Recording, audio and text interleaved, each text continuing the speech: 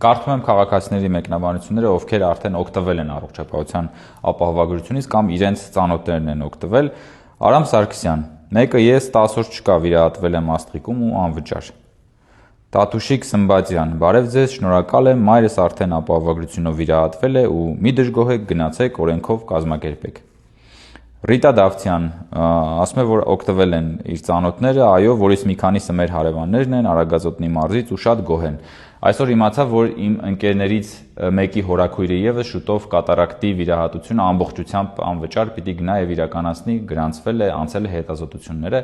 եւ այսպես հարյուրավոր, հազարավոր մարդիկ, եթե 2 ամիս առաջ ցանկանային անվճար հոգալ իրենց առողջության համար, նրանք դա չէին կարողանալ, բայց այսօր